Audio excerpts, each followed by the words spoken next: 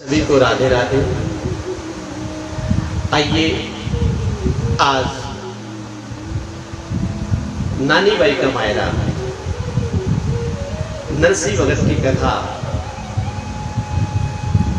हम श्रवण करने जा रहे हैं। सभी ठाकुर जी के भक्तों से और श्री जी के भक्तों से करवंदन निवेदन है कि जल्दी से आप पधारिए और ठाकुर जी के भक्त की ये अलौकिक कथा आप श्रवण करें। इस दास का सौभाग्य है कि श्री जी के लाडले बरसाना में हमें हाजिरी लगाने का सौभाग्य मिला और वो भी ठाकुर जी के भक्त की कथा का। बहुत बहुत धन्यवाद, साधुवाद। मैं बरसाना धाम के सभी ब्रजवासियों का बहुत बहुत आभारी हूँ और बरसाना के निवासी ही रहे बरसाना से जुड़े हुए सभी भक्तों संतों को मेरा कोटि कोटि प्रणाम। अब जल्दी से आप पधारिए ताकि हम कथा का शुभारंभ करें, क्योंकि संत कहते हैं कथा और भजन वैसे तो एकाग्र में होना चाहिए, लेकिन सभा की बात हो तो जब तक सभासद ना हो, अंग्रेजी में कह देते ऑडियंस ना हो, तो कथाकार का वाचक का थोड़ा सा मनोबल कम होता है और जितने श्रोता होंगे उतना ही कथा के वाचक का मनोबल बढ़ जाता है। आइए आप सभी जल्दी से इस कथा में प्रवेश करें। मैं शुभारंभ करता हूँ। बोलिए गजानंद भगवान की जय, बोलिए सांवरिया सेठ की जय, बोलिए भक्तवत्सल भगवान की जय, बोलिए बांके बिहारी लाल की जय, बोलिए राधा रानी सरकार की जय, बोलिए लक्ष्मी नारायण भगवान की जय, बोलिए नरसिंह मेहता की जय।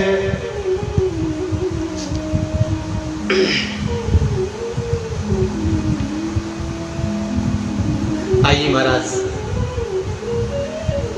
सबसे पहले इष्ट देवता गजानंद भगवान का ध्यान करते हुए कथा में प्रवेश करते हैं। वर्णानामर्थ संघानां रसानां छंदसामपि मंगलानां च कर्तारं वन्दे वाणी विनायको भवानी शंकरो वन्दे श्रद्धा विश्वास रूपिणो याभ्यां विना च पश्यन्ति सिद्धा स्वानंत स्थमेश्वरम्। नमो ब्राह्मणं देवाय गोब्राह्मण हिताय च जगत हिताय कृष्णाय गोविंदाय नमो नमः। छविललित कमला कोटिशं नवनील अंबर धारिणी शशिवदन कंज विलोचनी सिर चंद्रिका मृदुहासिनी आनंद धन गोविंद मन मंदिर अनन्य निवासिनी घनश्याम सहित चातकी घनश्याम हित मूर्ति ध्यान मूलम गुरु मूर्ति पूजा मूलम गुरु पदम मंत्र मूलम गुरु वाक्यम मोक्ष मूलम गुरुरि कृपा। राधे मेरे स्वामिनी मैं राधे तिरुदास, जन्म जन्म मोहि दीजिए श्री वृंदावन को बरसाने की राधिका, तो नंदगांव को श्याम, इनके चरणन में मेरा कोटि कोटि प्रणाम। आइए महाराज, आज जो हम कथा करने जा रहे हैं और आप श्रवण करने जा रहे हैं, वो कथा एक बहुत ही अलौकिक कथा है। और ये संत बड़े ही अनन्य संत हुए। ये कथा श्री जी के लाडले ग्रुप के जो मुख्य श्रीमान जी हैं, उन्होंने मुझे कहा, इस दास को कहा कि महाराज आपको नानी बाई का मायरा करना है। और संयोग से वो भी बहुत अच्छे से इनके बारे में जानते हैं। कहते हैं ना, भक्त से भक्त मिले करे भक्त की बात, और ऐसे तो वैसे मिले तो फिर ऐसी वैसी बात। और यहाँ तो हमारे ग्रुप में सभी भगवान के भक्त हैं। महाराज, ये जो कथा है इसका मारवाड़ी में सभी कहते हैं नानी बाई को मायरो। ये नरसिंह भगत की कथा है और कलयुग की ही कथा है। ये कथा सुनने से ज्ञान, वैराग्य और भक्ति जैसे भागवत से जागृत होती है, वैसे ही भगवान के इन भक्तों की कथा सुनने से मनुष्य के जीवन में ज्ञान, वैराग्य और भक्ति ये तीनों जागृत होती है। अब नरसिंह जी महाराज का जन्म गुजरात के जूनागढ़ में हुआ। नरसिंह जी निष्काम भगत थे। जैसे द्वापर युग में सुदामा जी हुए निष्काम भाव से भक्ति करने वाले भक्त, ऐसे ही नरसिंह जी मेहता निष्काम भक्त थे।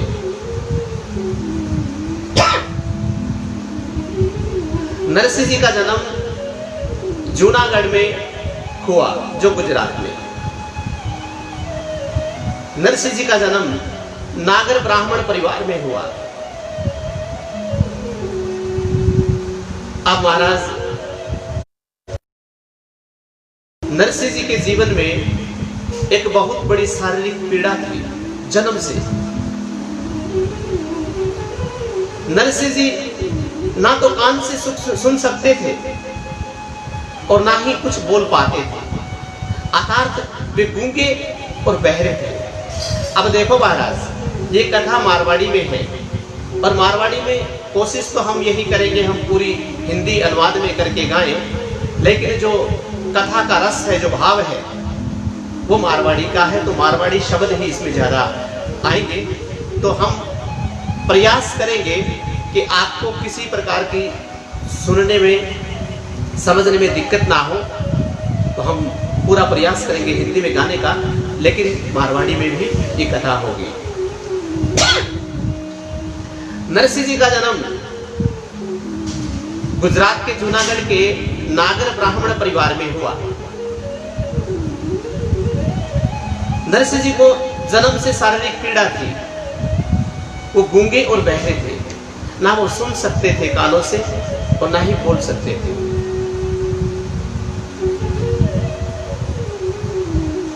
अब सबसे पहले तो हम आपको ये बताना चाहते हैं कि नरसिंह जी जो मेहता है, इनकी पूर्व जन्म की हम आपको बात बता देते हैं कि नरसिंह जी कौन थे। अब कलयुग में इनका जन्म नागर ब्राह्मण परिवार में हुआ। नरसिंह जी इनका नाम था। और पूर्व जन्म में आप सभी ने श्रीमद् भागवत कथा का श्रवण किया। श्रीमद् भागवत कथा में राजा मुचुकुंद की कथा आती है।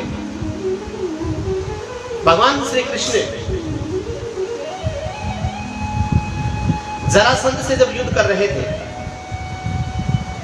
तो जरासंध काल्यवान नाम का एक राजा था, मलेच्छ राजा, उसको लेकर के आए और मथुरापुरी पर चढ़ाई कर दी। भगवान श्री कृष्ण चाहते थे कि मैं इसका वध अपने हाथ से ना करूं, तो भगवान श्री कृष्ण ने दौड़ करके, भाग करके, जब भगवान का नाम रण छोड़ रखा गया, दौड़ करके एक गुफा में चले गए और उस गुफा में पहले से मुचुकुंद राजा विश्राम कर रहे थे। भगवान श्री कृष्ण ने अपना पीतांबर मुचुकुंद को पहना दिया, उड़ा दिया। काल्यवान दौड़ करके आया और मुचुकुंद को भगवान कृष्ण समझ करके जोर से लात मारी, ठोकर मारी। उस ठोकर के मारने से मुचुकुंद उठ गया और काल्यवान पर दृष्टि पड़ी और दृष्टि पड़ते ही काल्यवान गोविंदाय नमो नमः भस्म हो गया। क्योंकि मुचुकुंद को जब देवता और दानवों का युद्ध हुआ तो देवताओं की रक्षा, देवताओं के पक्ष में युद्ध करने वाले राजा मुचुकुंद को सभी देवताओं ने यह वचन दिया कि महाराज हम युद्ध जीत चुके हैं, अब आप आराम कीजिए। और मुचुकुंद ने भी यही मांगा कि महाराज मुझे वर देना है तो ऐसा वर दीजिए कि मैं बहुत दिनों से सोया नहीं हूं, आराम नहीं किया, मुझे आराम करना है। सभी देवताओं ने मिलकर के राजा मुचुकुंद को एक कंदरा में जाकर विश्राम करने की सलाह दी और वरदान दिया कि जो कोई भी तुम्हारी निद्रा में विपेक्ष करेगा, बीच में तुझे उठाएगा, तुझे परेशान करेगा, तो उस पर आपकी दृष्टि पड़ने मात्र से सामने वाला भस्म हो जाएगा।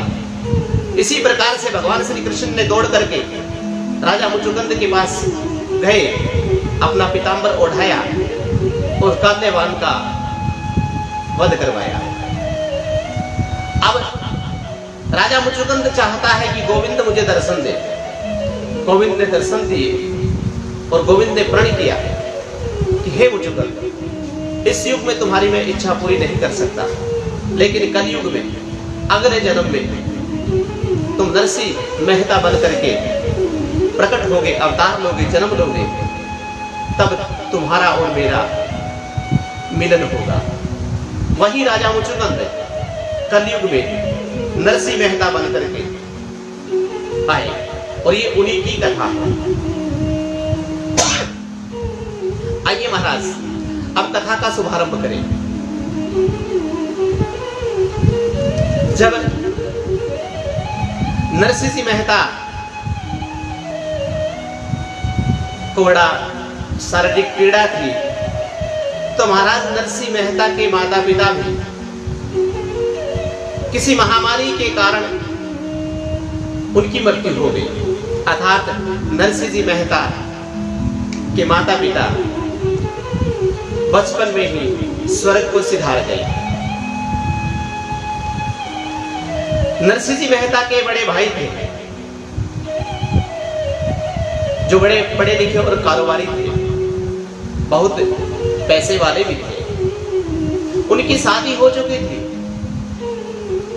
और नरसिंह जी मेहता की दादी जी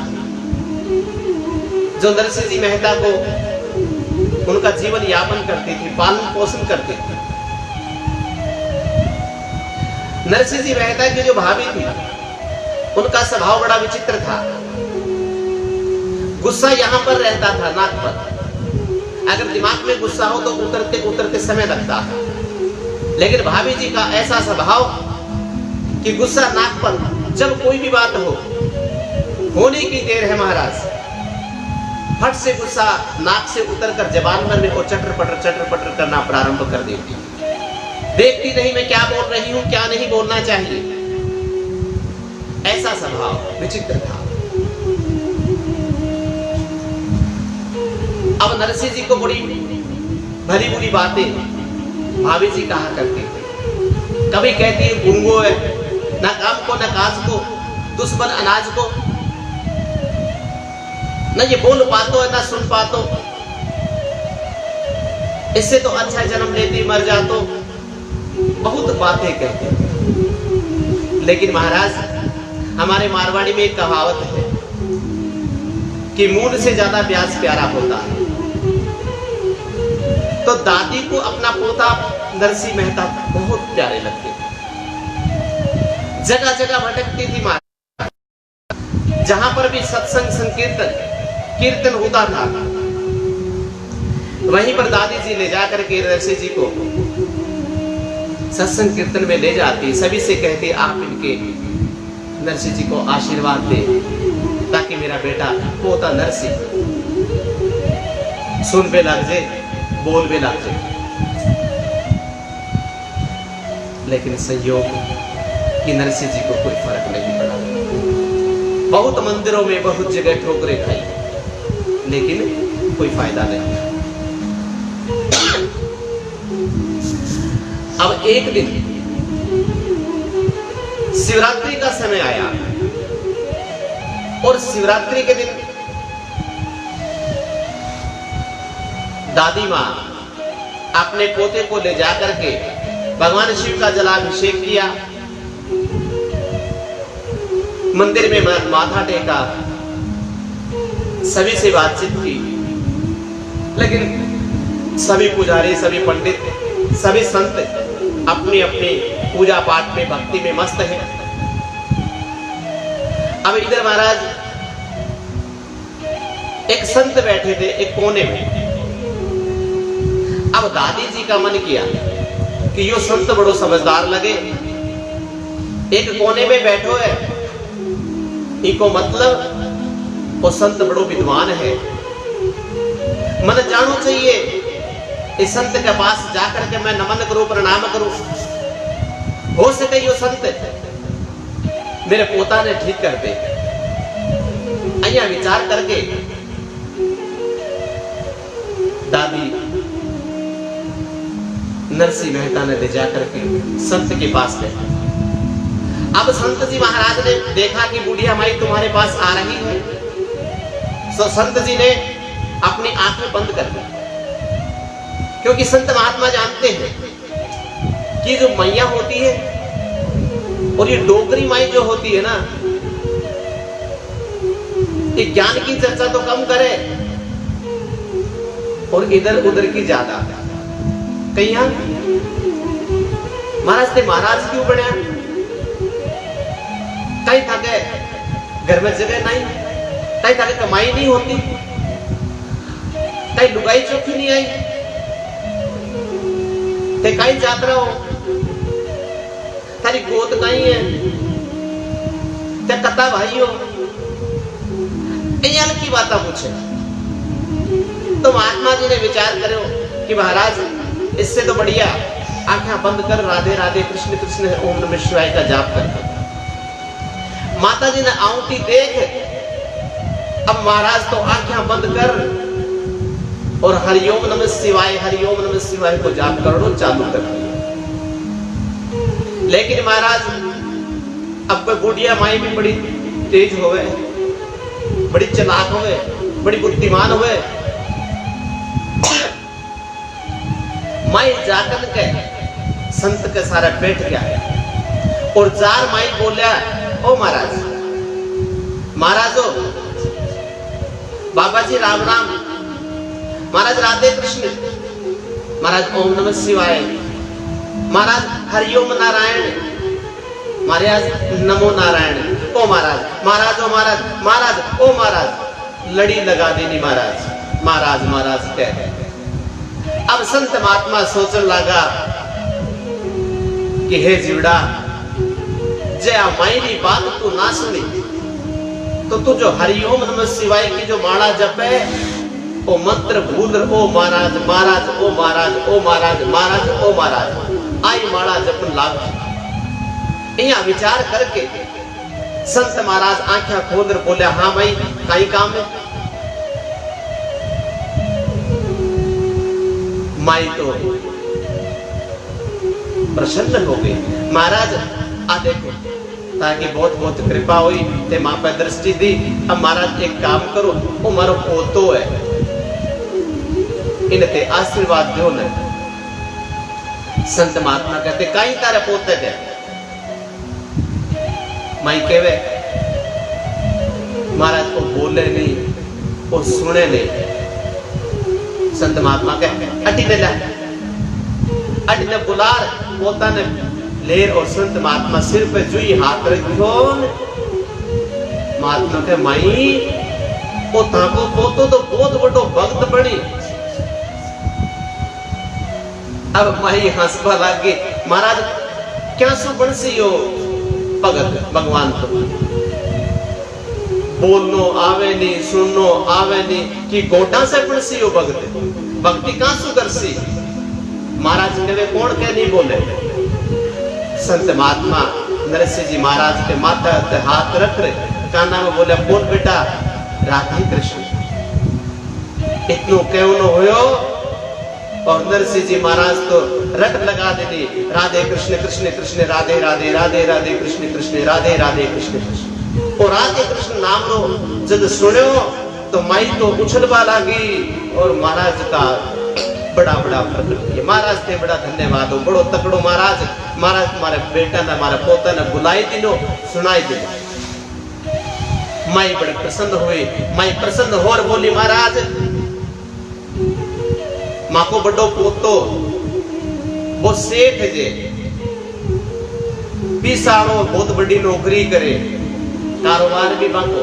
चलो दिमाग करा, चलो मैं थाने पूरा गांव घुमा से जूनागढ़, बढ़िया बढ़िया पेट पूजा कराओ, तन दक्षिणा दवा। ते मगर बेटे ने, मारे पोते ने ठीक करो, तारो बहुत बहुत एहसान मां पे है, ये बहुत बढ़िया आशीर्वाद है। अब महाराज कहे, देख माई मैं की घरा नहीं जावा, मैं मां के भोलेनाथ की पूजा कर आया, मैं की घरा नहीं जावा। अर्थात महाराज कहते, हम किसी के घर नहीं जाएंगे, नहीं जाते, हम यहाँ भोलेनाथ की पूजा करने आए हैं, यही रहेंगे। अब महाराज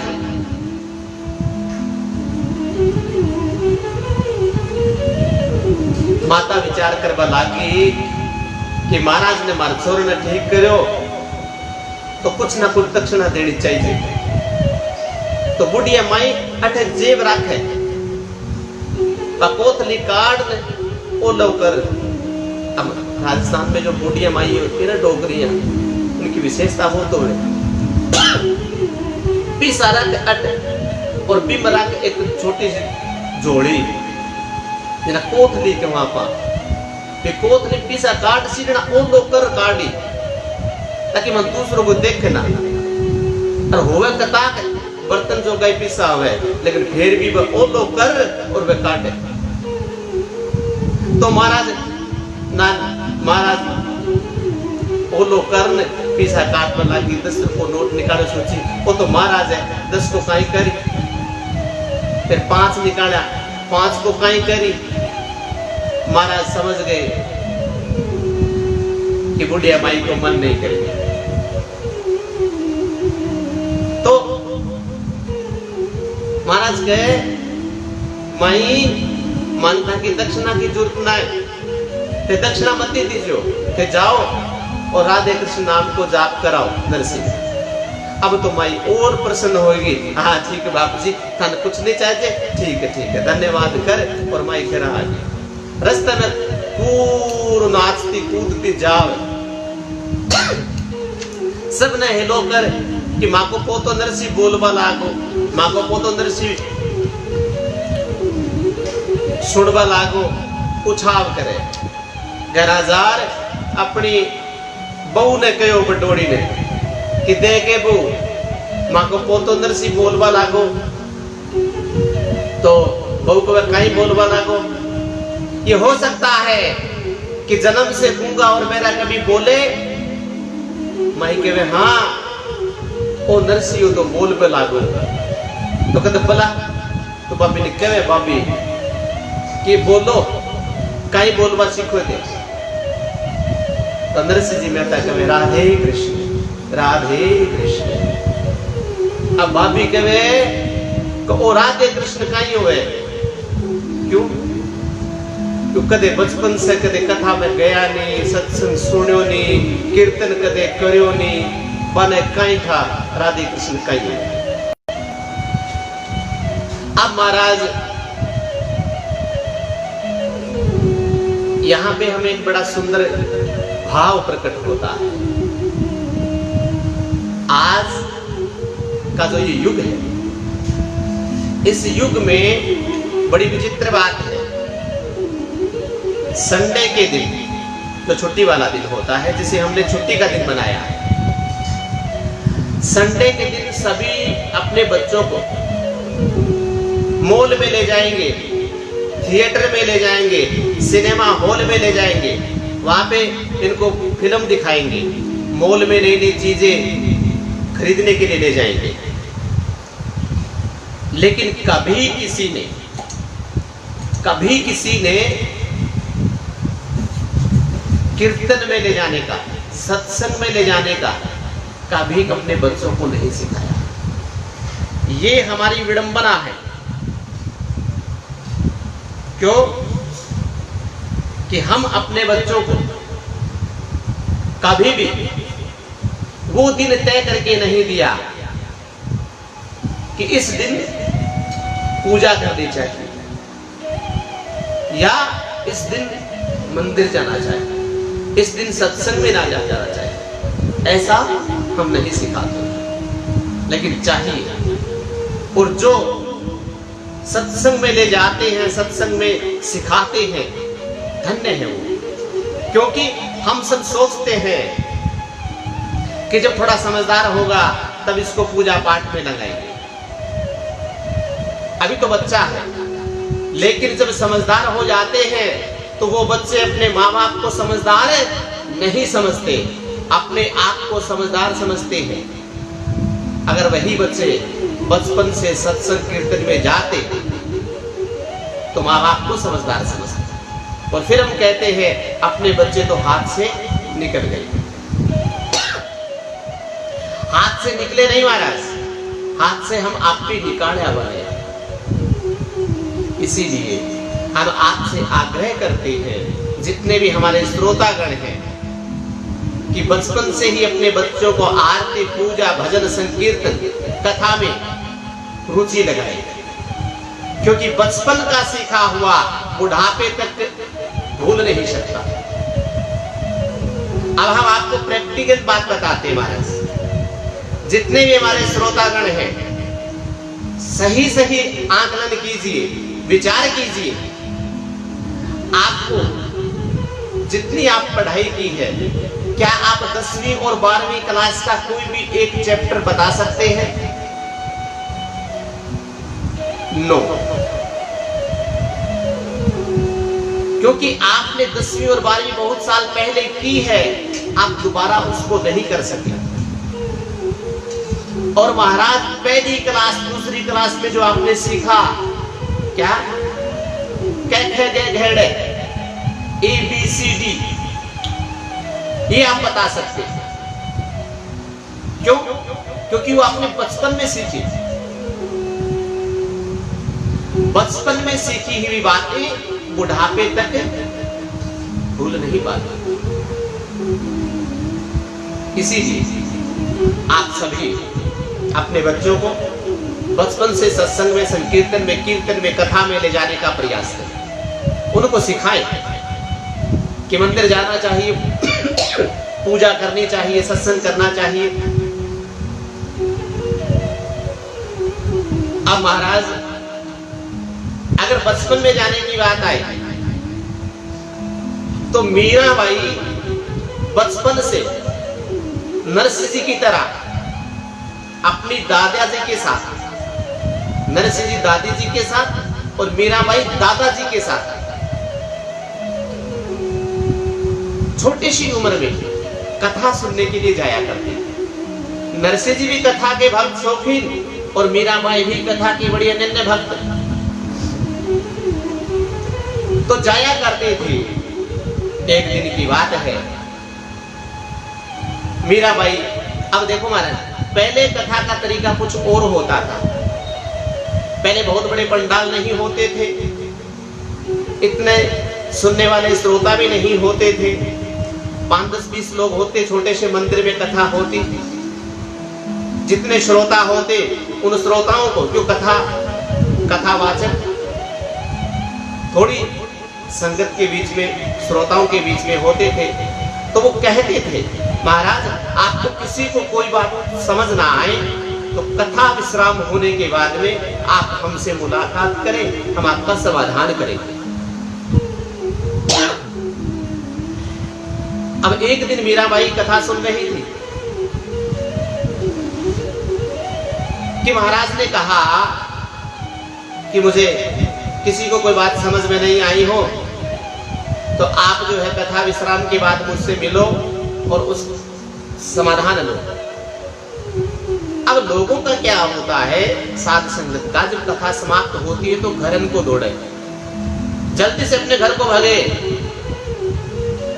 वो काम करनो, अब लकड़ी ले रानी, आटो ले रानो, ओ ले रानो, 1000 काम याद आ जाए महाराज। अब यहां तक कि मीराबाई के जो दादाजी थे वो भी चले गए। अब मीराबाई मन में विचार करे कि मोह प्रश्न पूछ लो। अब मीराबाई क्या प्रश्न पूछती है? मीराबाई जाकर के महाराज के आगे हाथ जोड़ के कहती, महाराज मेरा एक प्रश्न है, आप उस प्रश्न का उत्तर दें। महाराज विचार करते हैं, बड़े बड़े विद्वान बुजुर्ग जितने आए थे सब के सब चले गए और यह छोटी सी छोरी 7 साल की अमासु प्रश्न पूछे। कहते हाँ भाई बोल, ताको कई प्रश्न। तो एक ही प्रश्न करती है मीराबाई कि महाराज मारो हरि से मिलन कद हो से, इतनी कृपा करें कि मुझे ये बताएं कि मेरा उस हरि से मिलन कब होगा। अब देखो, छोटी सी उम्र में जब लगन लग जाए तो हरि को उतरना पड़ता। इसी प्रकार से कर्माबाई मात्र 4 साल की उम्र में स्वयं जगन्नाथ जी महाराज प्रकट हुए और नित्य प्रति 4 साल से लेकर के 16 साल की आयु तक कर्माबाई के यहां खिचड़ी खाने आया करते थे। अब बताओ बचपन का कितना महत्व है।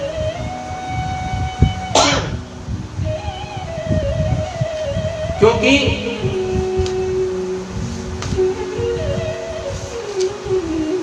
बचपन की जो बात होती है, बचपन की जो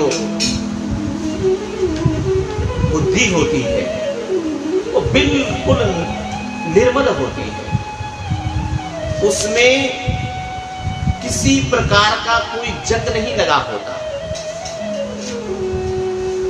और जो जो उम्र बढ़ती है त्यों तो इस बुद्धि में जंग लगना शुरू हो जाता है।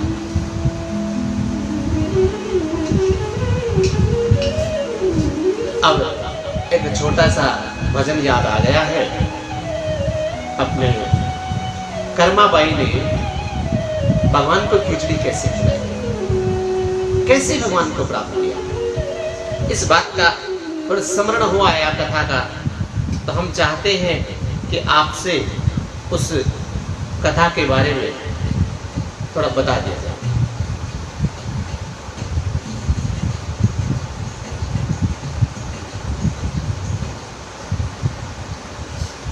थाली भर के लाई रे खिचड़ो, ऊपर घी के बाट की, जी मोहरा श्याम धनी जी, मावे बेटी जाट की जी, मावे बेटी जाट की। थाली भर के लाई रे खिचड़ो, ऊपर घी के बाट की जी मोमारा श्याम धनी जी माव बेटी जाट की जी माव बेटी जाट की आज जिमाऊं तने खिचड़ो कालरा बड़े छाछ की।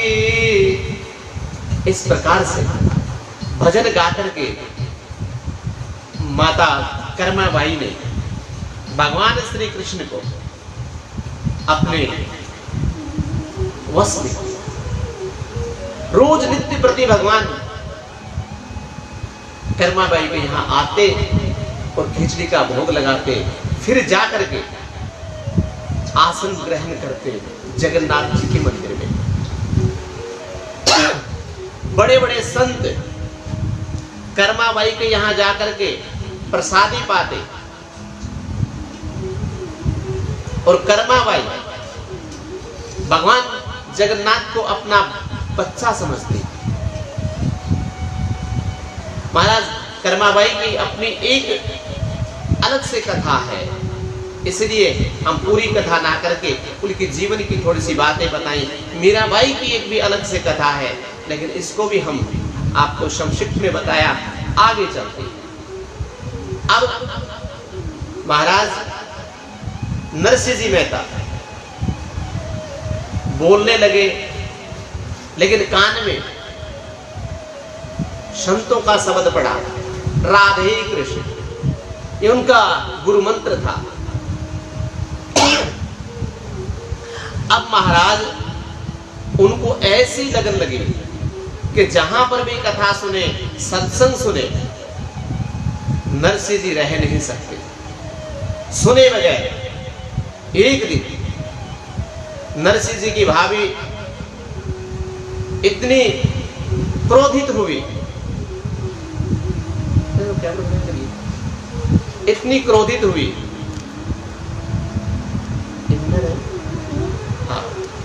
इतनी क्रोधित हुई कि नरसिंह जी को कहा कि तुम काम तो कुछ करते नहीं हो, ना ही कमा करके लाते हो। अगर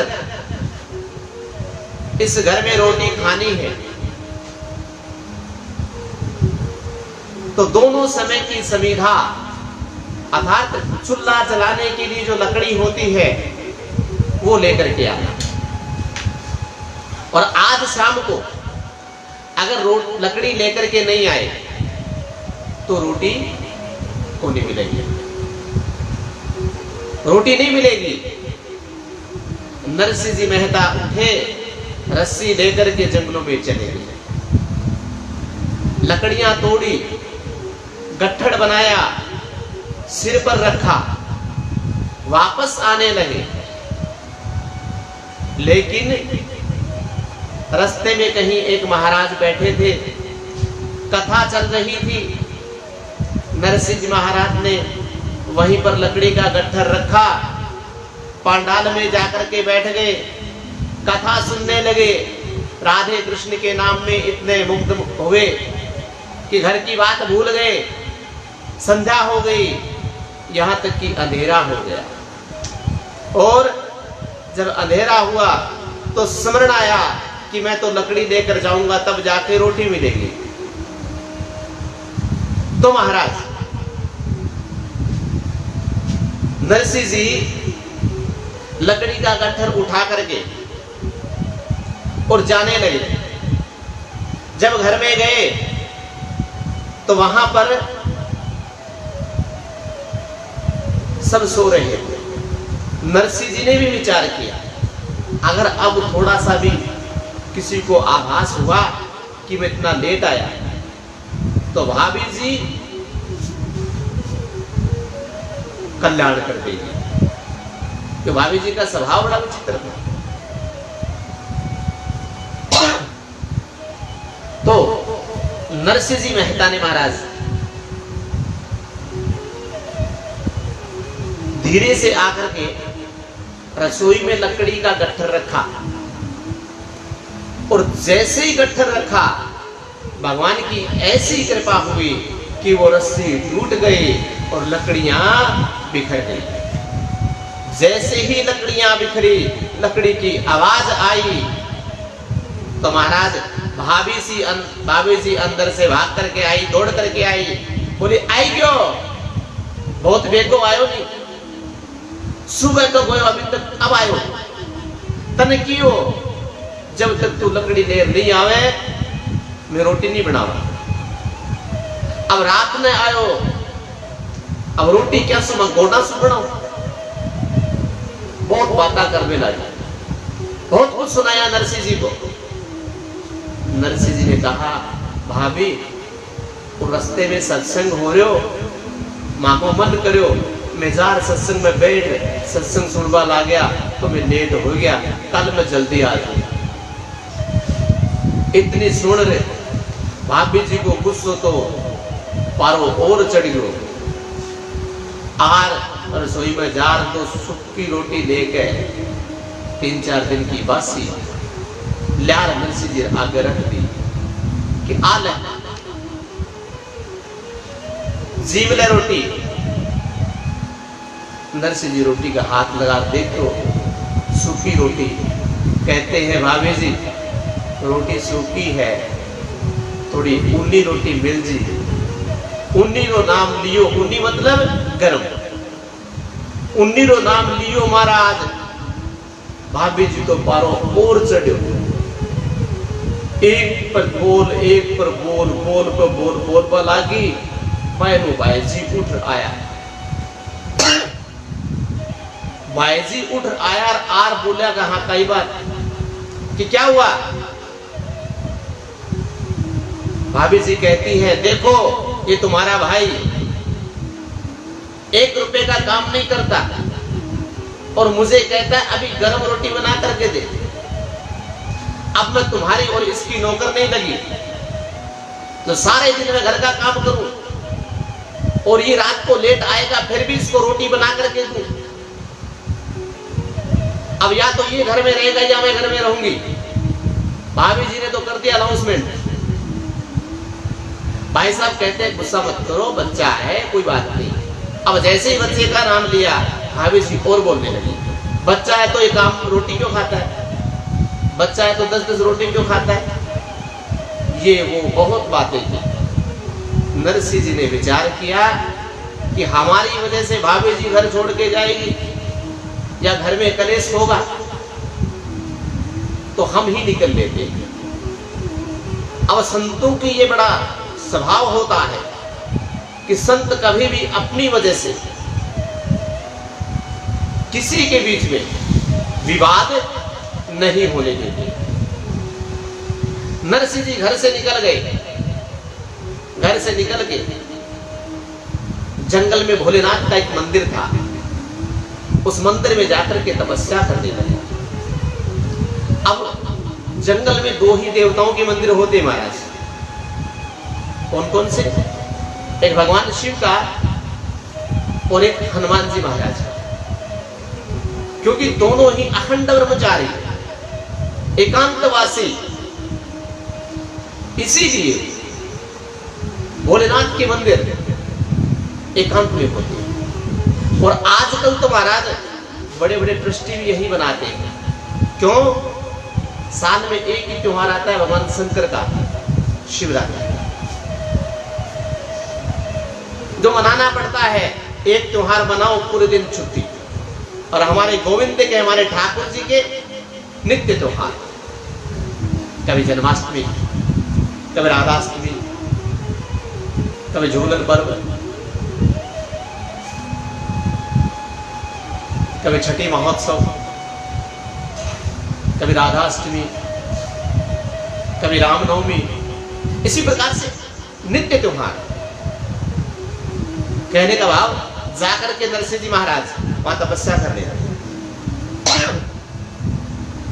7 दिन तक नरसिंह जी ने अन्न और जल त्याग करके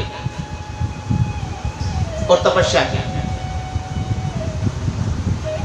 और तपस्या, ऐसी तपस्या की भोलेनाथ की कि भोलेनाथ को प्रकट होना पड़ा। क्योंकि भगवान शंकर का एक नाम है भोलेनाथ, बहुत भोले हैं भगवान शंकर, बड़ी जल्दी प्रसन्न हो जाते हैं। लेकिन एक बात महाराज, भगवान का नाम भोलेनाथ है, लेकिन उनकी व्यवस्था भोली नहीं है, व्यवस्था बहुत व्यवस्थित है।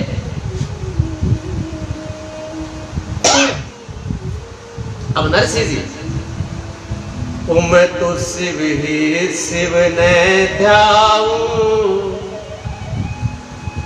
और आग धतूरा लाऊं, मैं तो शिव ही शिव ने ध्याऊं और मैं तो आग धतूरा लाऊं, मैं तो धड़ धड़ बाल बजाऊं या मैं हर नाच रिझाऊं, मैं तो जलधारा बरसाऊं और अगड़ बांब मुख गाऊं।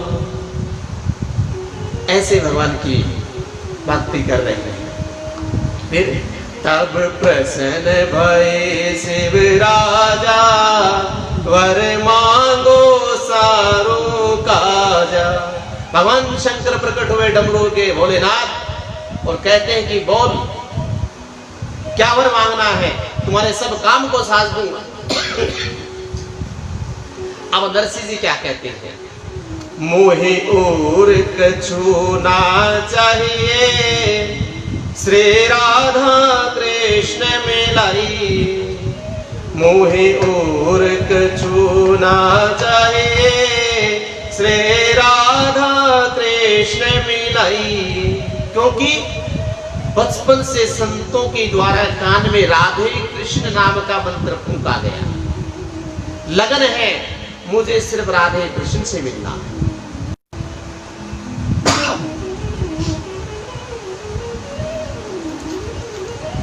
अब भगवान शंकर कहते हैं कि ये काम तो बहुत कठिन है नरसिंह जी, इसके अलावा और कुछ मांग लो। लेकिन नरसिंह जी कहते नहीं, मोहि और कछु ना चाहिए, श्री राधा कृष्ण मिलाइए। मुझे और कुछ नहीं चाहिए, सिर्फ राधे कृष्ण मिलाइए। भगवान शंकर क्या कहते हैं, धन बुद्धि नरसिंह तुम्हारे, तो वर मांगो अति भारी। कि हे नरसिंह, धन्य है तुम्हारी बुद्धि, इतना भारी वर तुमने मांगा है। क्यों? ऐसी बुद्धि और को पावे, हरि भक्तन को हरि भावे। ऐसी बुद्धि और को पावे, हरि भक्तन को हरि भावे। अर्थात ऐसी बुद्धि हर किसी को नहीं मिलती। जो भगवान हरि के भक्त हैं वही ऐसी बुद्धि रख सकते हैं। नरसिंह जी कहते हैं, मुझको और कछु ना चाहिए, श्री राधा कृष्ण मिलाइए। मोहि और कछु ना चाहिए, श्री राधा कृष्ण मिलाइए। भगवान शंकर कहते हैं, बहुत बढ़िया उत्तम विचार, लेकिन नरसिंह जी महाराज, वासु मिलने का काम कोई सुख ऐसा आसान नहीं है। राधा कृष्ण से मिलने के लिए मैं भी नहीं जा सकता, और जाना पड़े। एक बार गया था मैं महाराष्ट्र में, तो मुझे स्त्री का भेष धारण करके जाना पड़ा, गोपी का भेष करना पड़ा। अब आप कहते हो कि राधा कृष्ण मिलाओ, असंभव। नरसिंह जी ने जिद कर ली, ठीक है महाराज, और कुछ वर मुझे नहीं चाहिए, जाओ आप। अगर वर देना है, मुझसे प्रसन्न हो, मुकुर कछु ना चाहिए, श्री राधा कृष्ण मिलाई। भगवान कहते नरसिंह उनसे मिलने के लिए गोपी बनना पड़ी। नरसिंह जी कहते हैं महाराज गोपी बनाओ, गोपा बनाओ, जो मर्जी बनाओ, लेकिन मुझे राधा कृष्ण मिलाई।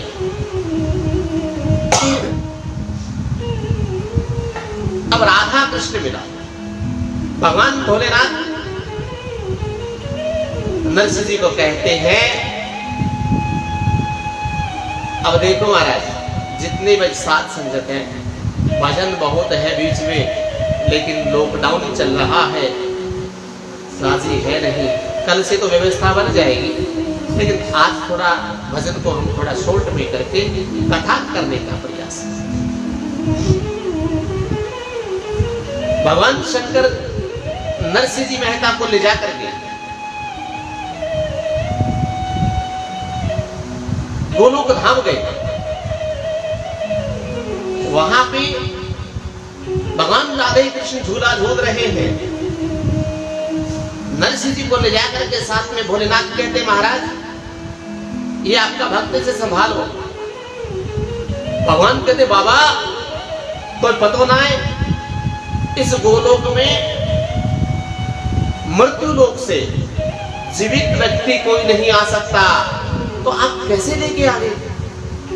ये वाली व्यवस्था क्यों बिगाड़ दी आपने? भोलेनाथ कहते महाराज क्या करूं, इसने मेरी भक्ति की, मैं प्रसन्न हुआ, मैंने वर मांगने को कहा, ये तो जिद भी अड़ गया, मुझे कोई वर नहीं चाहिए, मुझे और कछु ना चाहिए, सिर्फ राधा कृष्ण मिला। अब बताओ मैं क्या करता? भगवान कहते ठीक है, अगर आप ले ही आए हो तो कोई बात नहीं। नरसिंह जी कहते भोलेनाथ ने ठीक है भगवान आपका बहुत बहुत धन्यवाद, बहुत बहुत कृपा, आप यहाँ लेकर आए मुझे, आपने मुझे मिला दिया, अब आप जाओ। भगवान श्री कृष्ण कहते नहीं नरसिंह जी ऐसा नहीं होता। इस गोलोक धाम में मृत्यु लोक का प्राणी सशरीर नहीं आ सकता, नहीं रह सकता।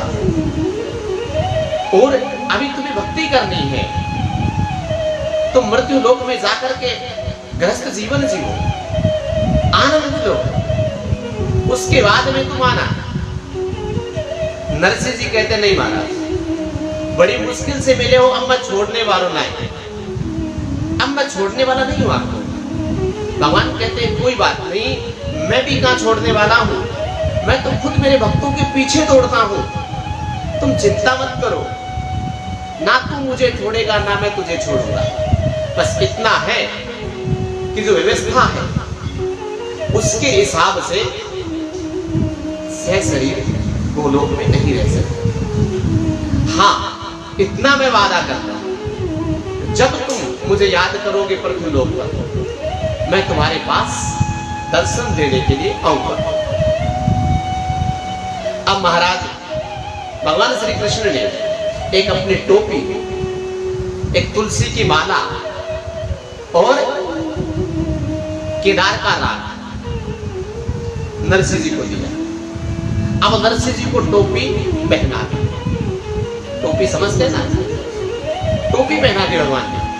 टोपी पहनाने में भगवान बहुत माहिर है, ये बांके बिहारी इधर की टोपी, ऐसी टोपी पहनाई कि नरसिंह जी तो जो बात लेकर के आए थे भूल गए और कह दिया कि हे नरसिंह मेहता, जब भी तुम ये केदार का राग गाओगे मैं अवश्य आऊंगा, ये तुलसी की माला का जाप करो।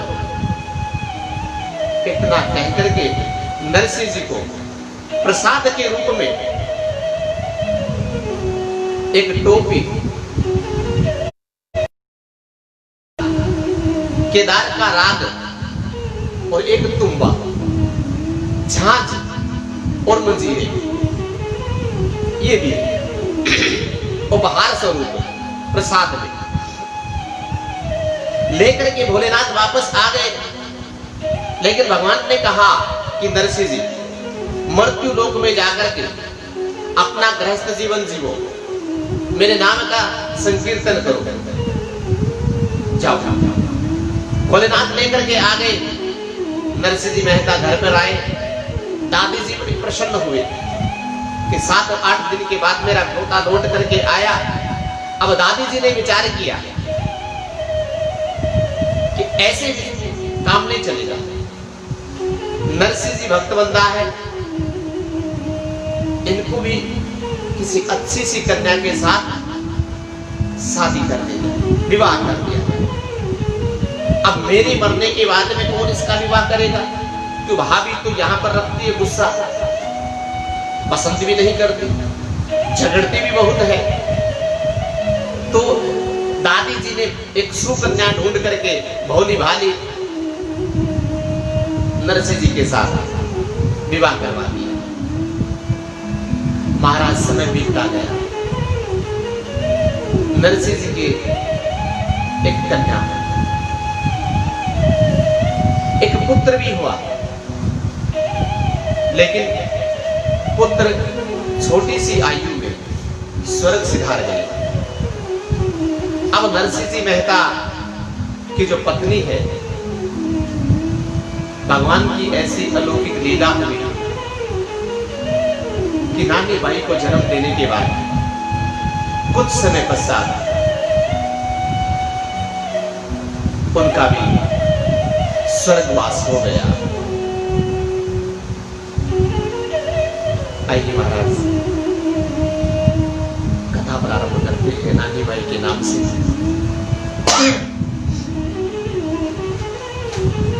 कि नरसिंह जी करी ने नानी बाई नाम ब्याही श्रीरंग के घरा में नगर अनजान सुजा।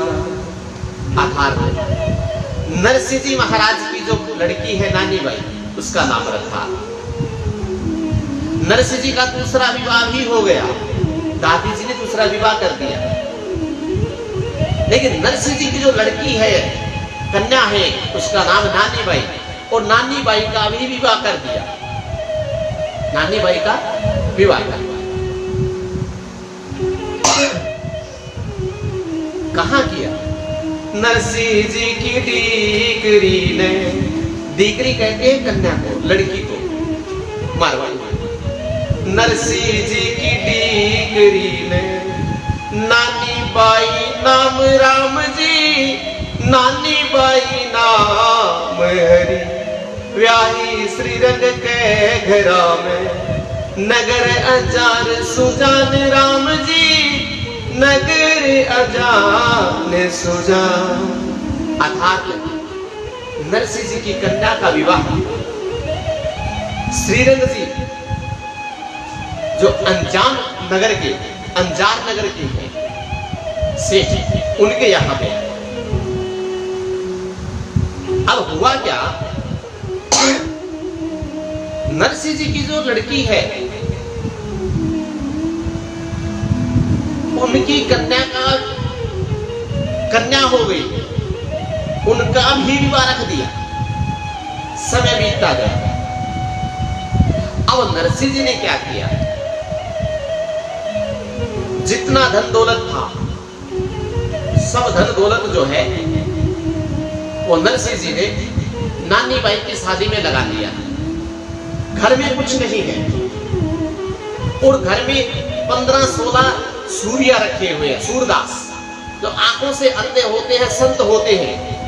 उन सूरदासों को बुला करके अपने घर में रखा हुआ है और कहा हुआ है एक ही नाम का मंत्र चलना चाहिए, राधे कृष्ण कृष्ण कृष्ण राधे राधे। एक पत्नी है, लेकिन पत्नी का स्वभाव विचित्र। अब सूरदास मधुकरी करके लाते हैं, खुद का पेट भी भरते हैं और नरसिंह जी का भी भरते। कोई काम नहीं, कोई धंधा नहीं, राधे कृष्ण नाम का काम है, राधे कृष्ण नाम के जाप का ही धंधा है। संकीर्तन करते हैं, मधुकरी करते हैं, खाते हैं, भोजन करते हैं, आराम देते हैं। समय बीतता गया। अब यहां पे एक प्रसंग याद आया कि जो नानी बाई का जो मायरा है, यही एक प्रसंग नहीं है नरसिंह जी मेहता का कि उन्होंने भगवान को दर्शन दिया।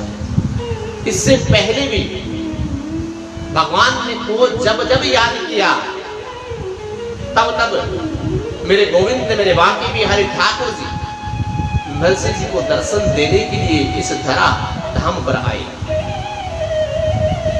ये बात कलयुग की है महाराज। अब एक बार की बात है, जब नरसिंह जी मेहता की पहली पत्नी नानी बाई की मां का स्वर्गवास हुआ तो पहले बहुत बड़ा एक प्रचलन था मृत्यु भोज का। और मृत्यु भोज जो है वो पूरे ग्रामवासियों का होता था, चाहे वो गरीब हो चाहे अमीर हो, उसको पूरे गांव वालों को भोजन करवाना पड़ता था। मृत्यु भोज ऐसा प्रतिबंध था, जरूरी था। तो महाराज नरसिंह जी की पत्नी का देहांत हुआ। अब नरसिंह जी के पास पैसे भी नहीं है, इतना धन भी नहीं है, क्योंकि वो तो मधुकरी करके खाते हैं मांग करके। अब गांव को भोजन कराना हो, जूनागढ़ कोई छोटा शहर तो है नहीं, तो कैसे भोजन कराए? तो नरसिंह जी ने महाराज 5 ब्राह्मणों का वर्ण किया और 5 ब्राह्मणों को न्योता देकर के आए। बोले हमारे घर में हमारी पत्नी का देहांत हुआ है, तो आप आकर के मृत्यु भोज का जो कार्य होता है वो संपन्न कराए और भोजन ग्रहण करें। अब गांव में कुछ लोग ऐसे होते हैं, गांव में, हमारे पड़ोस में, हमारे परिवार में, हमारे मोहल्ले में, हर जगह पे होते हैं ऐसे लोग जिनको किसी दूसरे से काम से कोई मतलब नहीं, ना ही उनको कोई मतलब है, ना ही उनका कोई खर्चा लगता है, ना उनकी कोई सलाह ले रहा है और ना ही उनका कोई काम है। तत्पश्चात भी वो लोग दूसरे के काम में टांग अड़ाने को आया, या तो वो उस काम को बिगाड़ देंगे या अगले की बेइज्जती करवाने में कोई कसर नहीं छोड़ेंगे। कमियां ढूंढते हैं जबकि उनका उस काम से कोई लेना देना नहीं। ऐसे लोगों को दुर्योधन प्रवृत्ति के लोग कहते हैं। तो महाराज कुछ लोग आकर के नरसिंह जी से मुलाकात की और कहा, नरसिंह जी मेहता, ये हम क्या सुन रही हैं? आपने 5 ब्राह्मणों का वर्ण किया, आप मृत्यु भोज गांव को नहीं करवाओगे? नरसिंह जी ने कहा, महाराज आपको पता है मेरे पास धन की पूंजी नहीं है, मैं तो मधुकरी करके भोजन करता हूं और मृत्यु भोज में धन बहुत लगता, तो मैं कैसे कर सकता हूं? आप समझदार हैं। वो लोग कहते, नहीं महाराज ऐसा नहीं चलेगा, पूरे गांव को नहीं भोजन करवा सकते, तो कोई बात नहीं, अरे प्रत्येक घर से एक आदमी को बुलाकर के भोजन तो करवाओ। नरसिंह जी कहते, महाराज एक आदमी को भी कैसे करवाऊं, मेरे पास तो पूंजी नहीं है। बड़ा समझाते हैं, लेकिन वो ऐसी प्रवृत्ति के लोग होते हैं, वो मानने वाले नहीं। कहते हैं कि महाराज अगर आप भोजन नहीं करवाना चाहते हैं तो जब लोगों के घर में काम होता है, शर्म नहीं आती आपको?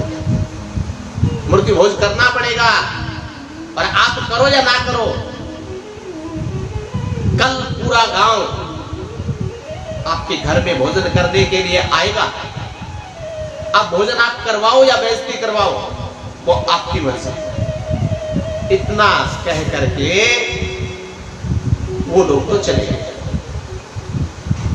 अब नरसिंह जी बड़े परेशान हुए कि क्या किया जाए। जाकर के अंदर मेरे गोविंद के सामने रोने लगे कि हे सांवरा सेठ, ये कैसी विपत्ता है, मैं क्या करूं। नरसिंह जी बड़े परेशान हुए। जाकर के जब गोविंद के सामने रोने लगे तो इतने में जो लोग नरसिंह जी को कह करके गए थे वो किसी चाय की दुकान पे जाकर के चाय पीने लगे और वहां पे चर्चा करने लगे कि आज बहुत मजा आया, नरसिंह जी को हमने ऐसा कहा। मतलब ऐसे लोग जो होते हैं वो दूसरे को मजा देते हैं, ऐसा समझते हैं मजा, उपहास में मजा। दूसरा कहता मजा आया कहां भैया, मजा तो कल आवेगो जब पूरा गांव रोटी खाने के लिए, भोजन करने के लिए नरसिंह के घर में आवेगा ना और इसकी थू थू होगी, जब मजो आवेगो। अभी तो मजो आयो कथे। इतने में महाराज दो बहुत मोटा मोटा पेट के सेठ आए, आकर के पूछने लगे कि भाइयों, उसी चाय की दुकान पर उन्हीं लोगों से कि भाइयों इस जूनागढ़ में कोई ऐसा व्यक्ति बताओ जो बहुत बड़ा सेठ है। तो कहते क्यों, क्या बात नहीं महाराज। बोले भाई क्या बताएं, हम द्वारिकापुरी जा रहे हैं यात्रा के लिए और हमारे पास थोड़ा धन है, 700 रुपए है हमारे पास, और ये 700 रुपया अगर हम साथ में लेकर के जाते हैं तो रास्ते में चोर डाकू बहुत बियाबान जंगल आएगा, ये ना हो कोई हमें लूट दे। तो हम सोचते हैं जूनागढ़ में कोई ऐसा सेठ मिल जाए जिसको हम ये पैसे दे दे और वो हमें हुंडी लग करके दे दे और वह हुंडी हमें द्वारिकापुरी में मिल जाए। ऐसा कोई सेठ हो तो बताए। अब महाराज वो जो लोग थे जो नरसिंह जी का मजा ले रहे थे, आनंद ले रहे थे, उनका उपहास उड़ा करके उन्होंने विचार किया अब नरसिंह जी का और आनंद लेते। उन्होंने कहा महाराज हमारे इस शहर में तो एक ही सेठ है जिसका नाम है नरसिंह मेहता, उनके अलावा और कोई हुंडी नहीं लिख सकता। हुंडी का मतलब होता है यहां से लिख करके पर्ची दे दी, गुजरात में जाकर के वो पर्ची दिखा दो, जिस सेठ के नाम से लिखी वो आपको पैसे दे देगा, जितना यहां दिया उसे हुंडी कहते हैं।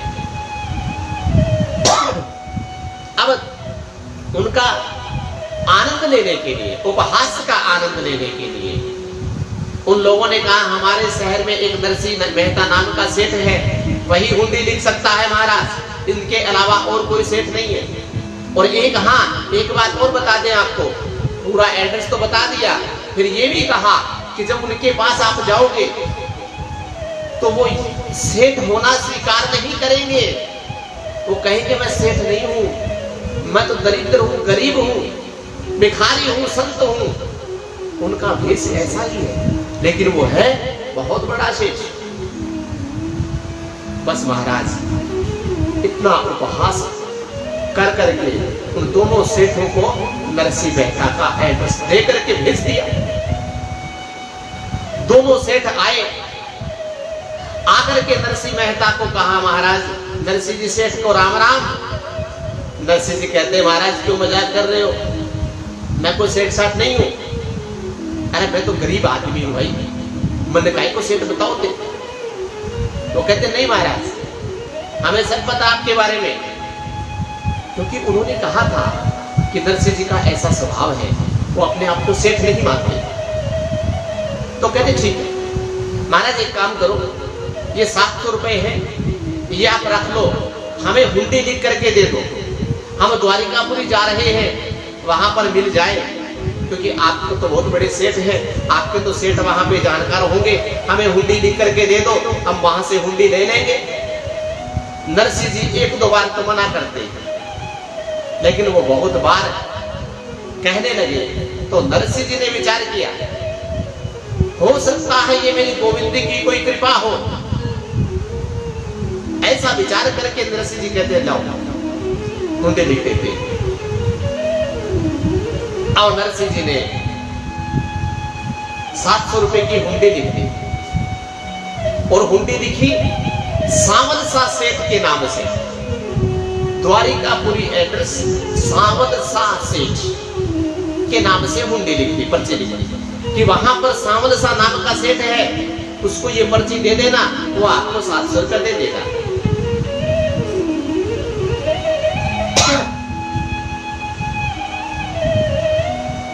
अब महाराज सेठ प्रसन्न हो गए, हमारा काम बन गया। उन्होंने वो पर्ची उठा करके अपनी जेब में डाली और द्वारिकापुरी को चल दी। अब नरसिंह जी मेहता ने भगवान का शुक्रिया किया, भगवान का प्रार्थना की, हे भगवान आपने मेरी बात सुन ली। तो नरसिंह जी मेहता ने दूसरे दिन अपनी पत्नी का प्रतिभोज किया। पूरे जूनागढ़ को, मारवाड़ी में कहते हैं सतबरणी मिठाई की, 7 प्रकार की मिठाई, अच्छा पूरी पकवान, दक्षिणा तक साथ में दी, क्योंकि उस वक्त 1 रुपया 10,000 के बराबर हुआ करता था, जबकि नरसिंह मेहता के पास तो 700 रुपए, लाखों रुपए के बराबर थे 700 रुपए। बहुत बढ़िया उन्होंने मृत्यु भोज की। अब वहां पे भोजन चल रहा है, लेकिन जो व्यक्ति नरसिंह जी का उपहास उड़ा रहे थे, अब उनका तो काम है भाई, अब भोजन करवा दिया तो भी बात करते हैं कि यो नरसिंह मेहता बहुत बड़ो ठग है। इन्हें 2 सेठा ने ठग करके 700 रुपया ले लिया और 700 रुपया को पूरे गांव ने भोजन जिमा दियो, नरसिंह ठग गए। नरसिंह जी मेहता को ठग बना दिया कि नरसिंह जी मेहता ने 700 रुपए ठग लिए उन दोनों सेठों से झूठ बोल करके। अब तो नरसिंह जी मेहता बड़े परेशान हो गए कि ये क्या हो गया।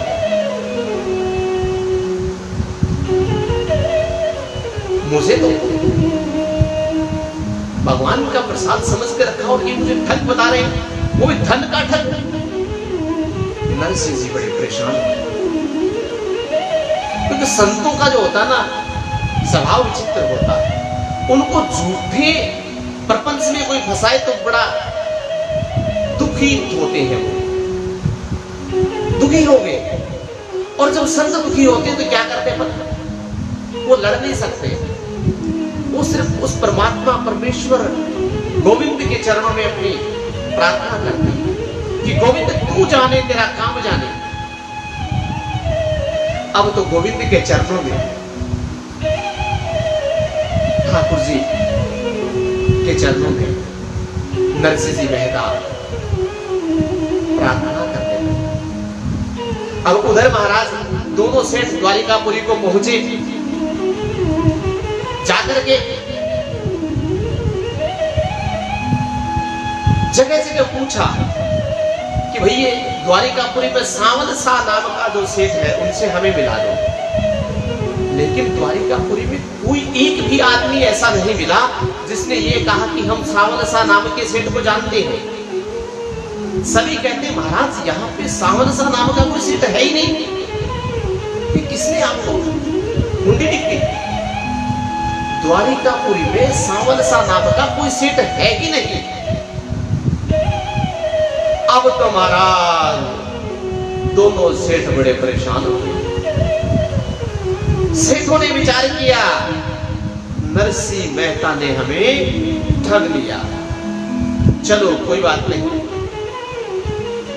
वापस जाकर के उनसे मिल लेंगे।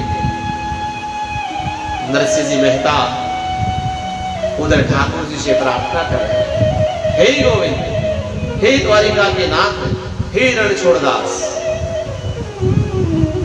कृपा करो, ये जो मेरे ऊपर धन का ठगी का जो आरोप लगा है इस आरोप से मुझे मुक्त करो। क्या कहते हैं? नरसिंह जी केदार के राग को छेड़ देते हैं, केदार को राग को छेड़ देते हैं। और नरसिंह जी मेहता जब केदार के राग को छेड़ते हैं, इसका मतलब ठाकुर जी को आना ही पड़ता है। जब केदार को राग छेड़ेंगे मतलब ठाकुर जी आएंगे। कैसे? तुम्हारी बूंदे स्वीकारो महाराज जी, तुम्हारी बूंदे स्वीकारो महाराज जी, सांवरा गिरधारी, तुम्हारी बूंदे स्वीकारो महाराज जी, सांवरा गिरधारी, तुम्हारो एक है थारो आधार जी, सांवरा गिरधारी, मारो एक है थारो आधार जी, सांवरा गिरधारी। इस प्रकार से वो भगवान का सिमरन करते हैं। कैसे? राखी पते प्रहलाद की धर नरसिंह अवतार, हे तो राखी पते प्रहलाद की धर नरसिंह अवतार। कि आपने भगत प्रहलाद की जो लाज रखी थी, नरसिंह अवतार धारण करके, इसी प्रकार से आप मेरी भी लाज रखें। इधर नरसिंह जी मेहता ठाकुर जी को प्रार्थना कर रहे हैं और उधर मेरे गोविंद क्या करते हैं? सांवलसा नाम का सेठ का जो लेटर लिखा था, जो पत्र लिखा था, जो चिट्ठी लिखी थी, उस चिट्ठी को ढूंढते ढूंढते मेरे गोविंद द्वारिकाधीश के मंदिर के आगे एक कुर्सी टेबल लगा करके बैठ गए। अब वो दोनों सेठ विचार कर रहे हैं कि भाई अब सांवलसा नाम का सेठ तो कोई मिला नहीं, नरसिंह जी ने ठगी कर ली। अब एक काम करते हैं, एक बार द्वारिकाधीश के दर्शन कर देते हैं। जो काम करने को आए थे वो तो हुआ नहीं, लेकिन ये द्वारिकाधीश के दर्शन करने के बाद में वापस अपने घर चलते हैं। ऐसा विचार करके दोनों ने द्वारिकाधीश के मंदिर में प्रवेश किया।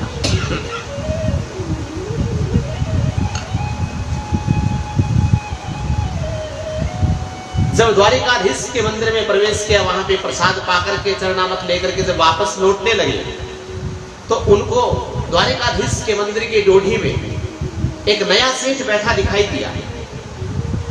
एक सेठ ने कहा दूसरे सेठ से कि सेठ जी, ये तो सेठ बैठा है, इसको हमने नहीं पूछा, तो आपका क्या विचार है? इनको पूछ लिया जाए कि सांवलसा सेठ कहाँ है, हो सकता है ये बता दे। दूसरा सेठ कहता नहीं महाराज, कितनों को तो पूछ लिया, 3 दिन हो गए, सब लोग कहते हैं हम सांवलसा नाम के किसी सेठ को जानते नहीं, तो ये क्या बताएंगे? तो महाराज दूसरा सेठ कहते ठीक है, पूछते नहीं है, एक काम कर लेते हैं, दूर से आवाज लगाते हैं कि सांवलसा सेठ महाराज की जय हो। और जैसे ही सांवलसा सेठ अगर होगा तो ये तोड़ेगा या पूछेगा, हाँ भाई बोलो क्या बात है, और नहीं होगा तो कोई बात नहीं, हमें तो वैसे भी नहीं मिला, प्रयास करने में क्या जाता है। दूसरा सेठ ने विचार में हाँ कर। अब एक सेठ ने जोर से आवाज लगाई, सांवलसा सेठ महाराज की जय हो। इतने में भगवान ने गर्दन उठा करके देखा, हाँ भाई जय हो, कौन हो महाराज, कहां से आए हो, कहीं आप जूनागढ़ से तो नहीं आए। अब दोनों सेठ थोड़े तैयार हो, हाँ है तो सांवलसा सेठ। जाकर के बोले हाँ महाराज, हम जूनागढ़ से आए, आप सांवलसा सेठ हो? भगवान ने कहा हाँ मैं सांवलसा सेठ हूं, मेरा ही नाम सांवलसा सेठ है, आपको नरसिंह मेहता ने भेजा है। दोनों सेठ कहते हाँ महाराज। पर्ची निकाल करके सांवलसा सेठ को दी। सावन सा सेठ ने पर्ची पढ़ी, 700 रुपए निकाले, सेठों को पकड़ाए और कहा कि देखो महाराज, आप पैसे लो, लेकिन एक बात का ध्यान रखना, मेरे नरसिंह जी सेठ को मत कहना कि मैं लेट हो गया, क्योंकि आपको 3 दिन पश्चात मिला। अगर उनको पता लगा कि मैंने आपको आपका धन बड़ी देरी से दिया, तो मेरे सेठ नरसिंह मेरे पे बहुत क्रुद्ध होंगे, क्रोधित होंगे, और मैं नहीं चाहता कि वो मुझ पे क्रोध करे। तो कृपा करके आप नरसिंह जी को ना कहिए कि मैं लेट हो गया। अब दोनों सेठ कहती, महाराज नरसिंह जी आपके यहाँ नौकरी करते हैं या आप उनके यहाँ करते हैं? सावन सा सेठ कहते, महाराज मैं नौकर हूं उनका, मैं तो मुनीम हूं उनका, और मैं नहीं, ऐसे पता नहीं कितने मुनीम हैं। अब दोनों सेठ विचार करते हैं कि बहुत बड़ी भूल हुई, हमने तो नरसिंह जी सेठ के बारे में पता नहीं क्या क्या सोच लिया, ठगी का आरोप भी लगाया मन में। अब पाप भी 3 प्रकार के होते हैं, मनसा वाचा कर्मणा। हमने तो पाप कर दिया, मन से पाप कर दिया। इतना विचार करते हुए जाने लगे, तो सावन सा सेठ कहते हैं, महाराज रुको, आप कहां चले? अब हमारे नरसिंह जी सेठ के आप यहां से आए हैं, तो आप ऐसे नहीं जा सकते। आप महल में पधारो, भोजन प्रसादी पाओ, विश्राम करो। अगर हमारे नरसिंह जी मेहता को पता चला कि आप हमारे यहाँ आए और हमने आपको भोजन प्रसादी नहीं पवाई, तो बड़े क्रोधित होंगे। अब तो सेठ सोचने लगे कि नरसिंह जी सेठ तो बड़े तकड़े सेठ हैं। भगवान ने दोनों सेठों को अपने महल में ले गए, अंदर एक बहुत बड़े घर में ले गए। वहां जाकर के उन दोनों सेठों ने देखा तो हजारों लोग मुनीम काम कर रहे हैं लिखा पढ़ी का। सेठ देख करके हैरान हुए, कहने लगे, महाराज सावन सा सेठ, ये सब लोग मुनीम हैं, आपके मुनीम हैं? अरे नहीं नहीं, मेरे नहीं, नरसिंह जी मेहता था। अब सेठों ने एक साथ में हजारों मुनीम पहली बार देखे। महाराज इतने मुनीम, इतना बड़ा व्यापार नरसिंह जी का।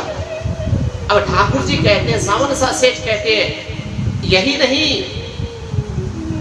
हर जिले में, हर तहसील में, देश के कोने कोने में ऐसे पता नहीं कितने मुनीम हैं उनके, ये तो यहां पर है द्वारिका में। अब सेठ बड़े प्रसन्न हुए। भगवान ने दोनों सेठों को भोजन प्रसादी पवाई, उनको विदागी दी। विदागी देकर के दोनों सेठ आए। इधर नरसिंह जी मेहता का रो रो कर बुला हाल, पछतावा हो रहा है कि मैंने उन दोनों सेठों से ठगी कर ली। अगर उन दोनों सेठों को पैसा नहीं मिला तो मेरा तो धर्म भ्रष्ट हो जाएगा। मुझ पर ठगी का आरोप लगा है, जूनागढ़ वासी मुझे ठग कहने लगे हैं। तो महाराज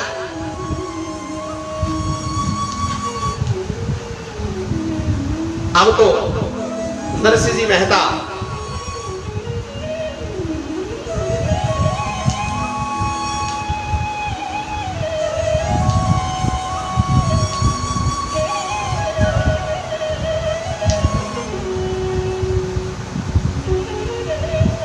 नरसिंह जी मेहता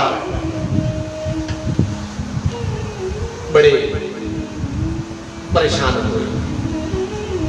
नरसिंह जी मेहता विचार करते हैं कि मुझे इस कलंक से छुटकारा मिले। इतने में तो दोनों सेठ वहां पे आकर के नरसिंह जी को दंडवत प्रणाम करने लगे। नरसिंह जी कहते, महाराज मुझे क्षमा।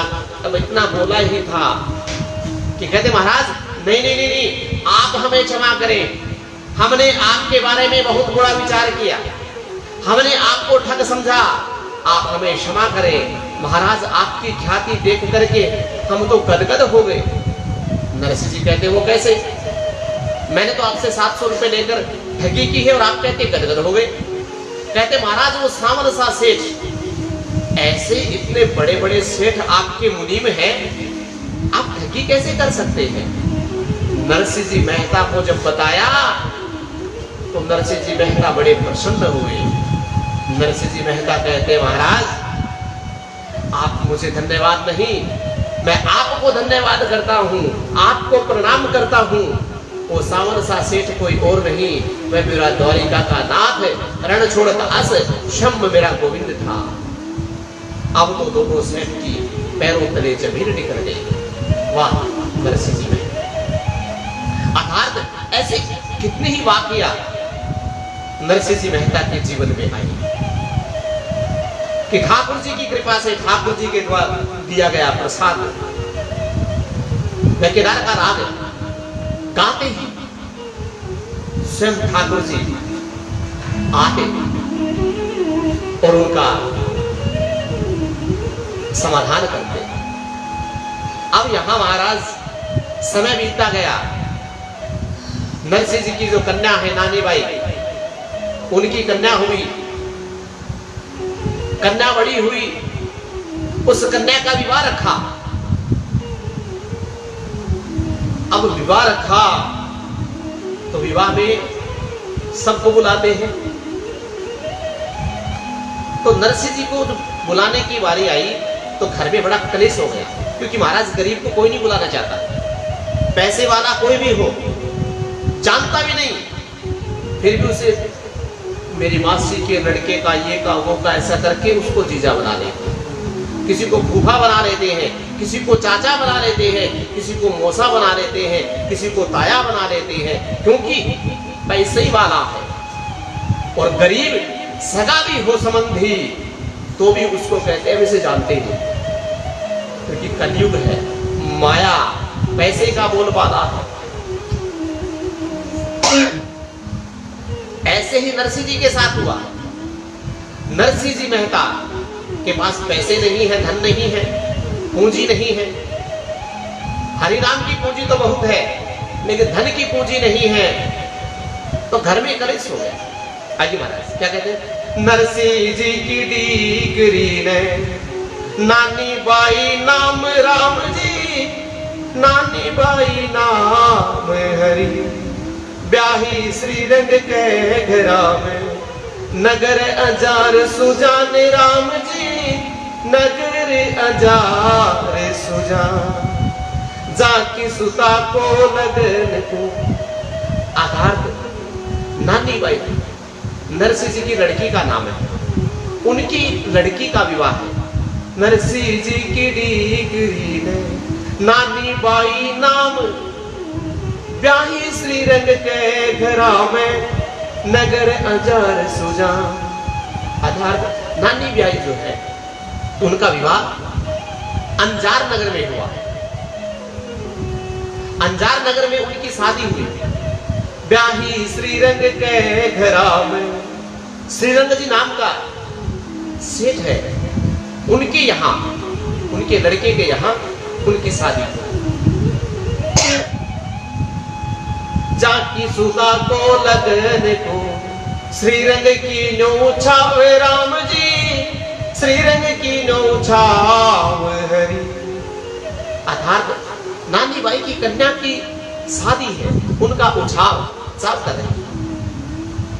न्यो तो सकल बिरादरी में, न्यो तो सकल बिरादरी में, नागर कुल को वाग राम जी, नागर कुल को वाग हरि। हो जय जय नारायण हरि, हरि के नाम से तेरी। अर्थात न्यो तो सकल बिरादरी को, पूरी बिरादरी को निमंत्रण पत्र नोता दिया,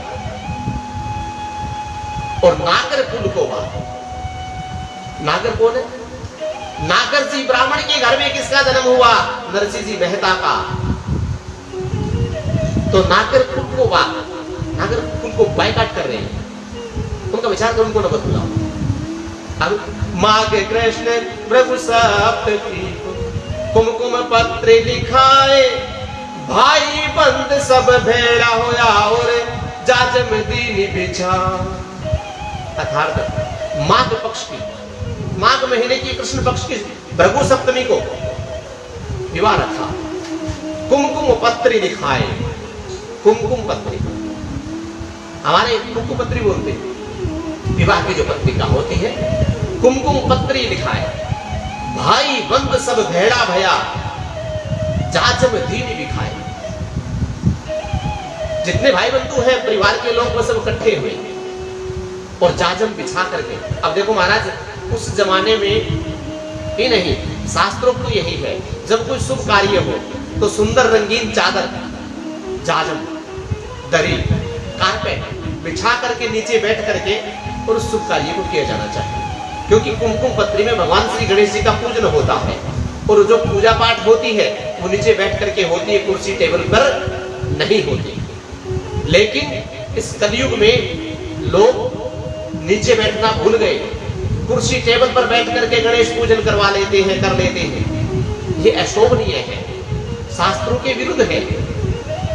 कोई नहीं बैठ सकता, उसकी समस्या है तो अलग बात है, एक आदमी बैठ जाए, लेकिन बाकी सब लोग नीचे जाजम बिठा करके। लेकिन यहाँ देखने को मिलता है सभी सोफा पर बैठे हैं, कुर्सी पर बैठे हैं और गणेश पूजन चल रहा है। विचित्र। चलो छोड़ते हैं। अब वहां पर जाजम बिछा करके सभी लोग बैठे हैं। अब महाराज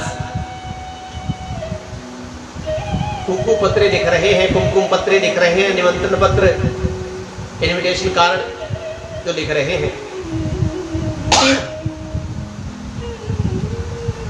क्या कहते हैं?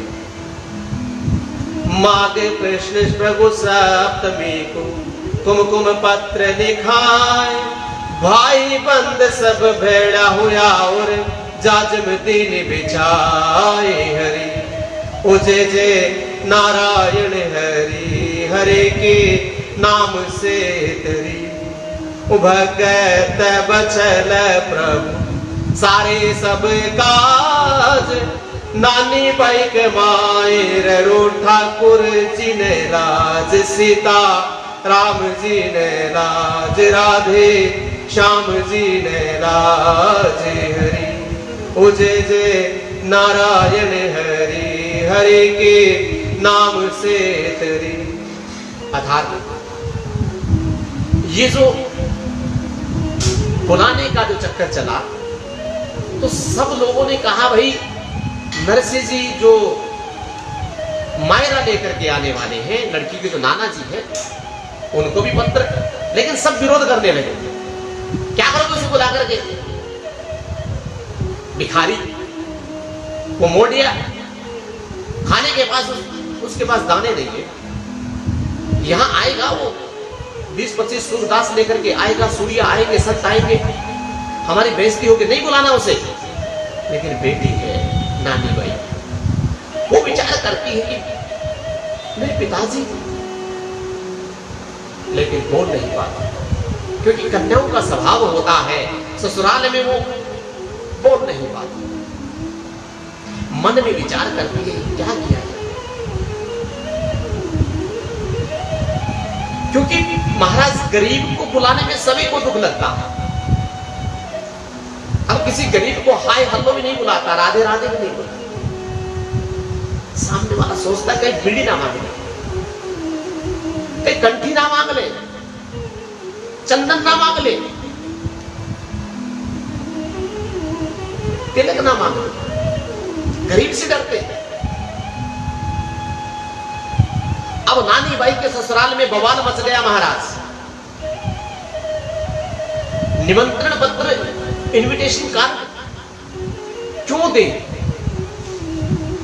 अब नानी बाई का परिवार है, नानी बाई दुखी हो रही है, तो अब नानी बाई की दाद सासू है, जो दादी जी है, वो आए बीच में आकर के बोले भाई क्यों कलेश कर रहे हो आप, क्या बात है? तो सब बोलने लगे माना ऐसी ऐसी बात है, ये सब लोग कहते भी नरसिंह जी को बुलाना है। अब नरसिंह जी आए कि क्या करेंगे यहाँ पे, हम इतने बड़े सेठ हैं, और वो आएंगे सब यहाँ पे एकदम ऐसे मोडिया है, सब देने को कुछ है नहीं, भीख मांग कर खाते हैं, नाच गा कर खाते हैं। अब क्या उनको मायरा देंगे? क्या भात भरेंगे? ऐसा कुछ नहीं है, तो उनको क्यों बुलाए हम? दादी जी कहती है चिंता मत करो, मैं उपाय बताती हूँ, क्योंकि बूढ़े जो लोग होते हैं ना, बुजुर्ग, बड़े सम्माननीय होते हैं और बड़े अक्लमंद होते हैं। आज के लोग जो कहते हैं ना, बुढ़ापे में आते ही अपने माँ बाप को घर से बाहर निकाल देते, बहुत बड़ी गलती करते हो। तो जिस घर में बूढ़े बुजुर्ग माँ बाप होते हैं, वहां पे समस्या नहीं आती, समस्या का निदान होता है किसी भी प्रकार से हो, बड़े समझदार होते हैं।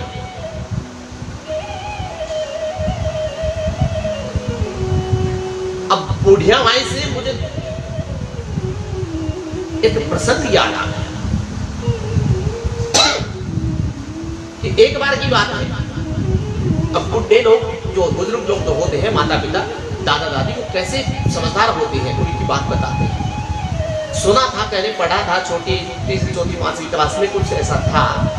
तो एक बुढ़िया माई होती है और वो बुढ़िया माई अंधी होती बेचारी, गरीब भी होती है, एक ही लड़का है और कोई है नहीं, बड़ी जीर्ण शीर्ण हालत है, ना कोई मकान है अच्छा सा रहने के लिए, ना कोई कामकार है।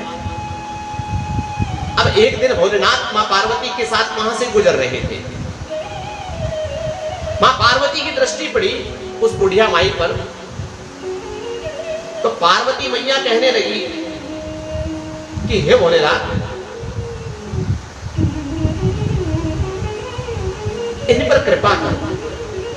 ये मैया जो बैठी है, इनका एक लड़का है, मैंने इनका भविष्य देख लिया, इनकी शादी नहीं हो रही, ये अंधी है, भोजन भाजन पाने के लिए बड़ी मुश्किल होती है, तो कृपा करके इन पर कृपा करो।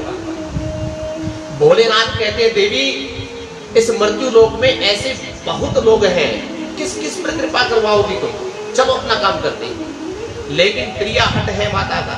मां पार्वती कहती है, और किसी को करो ना करो, इन पर कृपा करनी पड़ेगी। भोलेनाथ जाते हैं माता के पास, अंधी माता के सामने जाकर खड़े होते, कहते माता, मैं कैलाशपति भोलेनाथ हूं, साथ में मेरे मां पार्वती है। माता भगवान भोलेनाथ को प्रणाम करती है और कहती है, हाँ महाराज।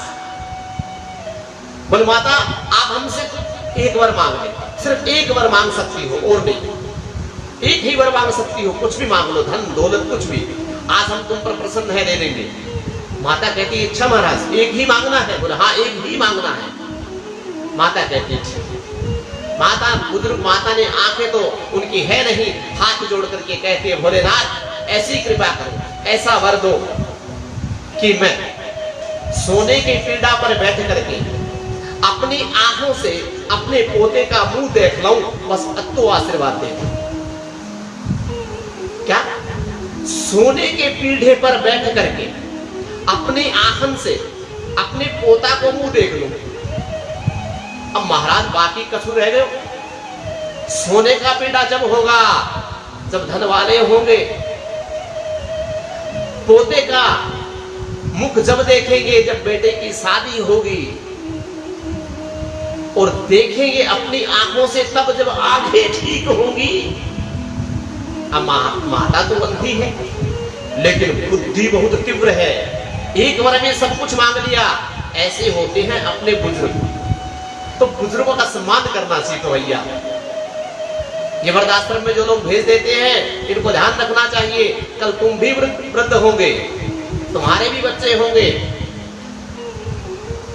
आज जो लोग माता पिता सास ससुर की सेवा नहीं करते, ध्यान दे, कल तुम भी सास ससुर बनने वाले हो। इसीलिए बुजुर्गों का सम्मान करो, वो आपके घर का संकट का निवारण करता है, निवारण करेंगे। अब नानी बाई बड़ी परेशान होती है, बूढ़ी माई आ जाती है, सभी को आकर के कहती है, आप परेशान ना हो, आपको समाधान कर देते हैं। बूढ़िया माई उपाय बताती है। आज इस कथा को हम यही विश्राम देंगे ना, क्योंकि ये कथा बहुत लंबी है। कल भी हम करेंगे, परसों भी करेंगे, 2 दिन तक हम कथा, 3 दिन तक हमारी जारी रहेगी। इसलिए आज की कथा का हम ये विश्राम करते हैं। सभी को राधे राधे। जिनको कथा अच्छी लगी हो, राधे राधे बोल करके आशीर्वाद दे दीजिए। इसी के साथ कथा विश्राम करते हैं। उससे पहले आप सभी लोग से विनती है, कल आप सही समय से 12 बजे आ जाइए। 2 बजे 2:30 बजे से ज़्यादा समय कल नहीं लेके आता। आज हमारा थोड़ा सा गला भी खराब है और समय भी हो चुका है, इसीलिए आप सभी 12 बजे आ जाइए। क्योंकि देखो महाराज, हमने पहले भी कहा, ये कोई एक तो होता ना साधारण कोई बोलना बजाना, तो अकेला भी लाइव कर सकते हैं। लेकिन महाराज, जब तक श्रोता ना हो, कथावाचक को आनंद नहीं आता कथा, तो जितने ज्यादा हो सके आप आइए, कथा में सम्मिलित होइए। और जितने भी आशीर्वाद स्वरूप ये दे रहे हैं, राधे राधे बोल करके, उन सभी को मेरा प्रणाम साधुवाद। कल जितने ज्यादा हो सके ज्यादा, उतने ही भक्तगण श्रोतागण आइए। और नानी बाई के मायरे का अगला आनंदित प्रसंग अब संगीत में चलेगा। कल से संगीत में चलेगा, क्योंकि आज थोड़ी कथा का महात्मा बताया, कल कथा संगीत में चलेगी। हमारे साथी भी सब होंगे और हम भी होंगे, पूरी टीम के साथ होंगे। इसीलिए आज की कथा को विश्राम देते हैं। राधे राधे। ओ राधे कृष्णा राधे। भजन सुनना चाहते हैं तो हम आपको थोड़ा सा गा के सुना देते हैं। और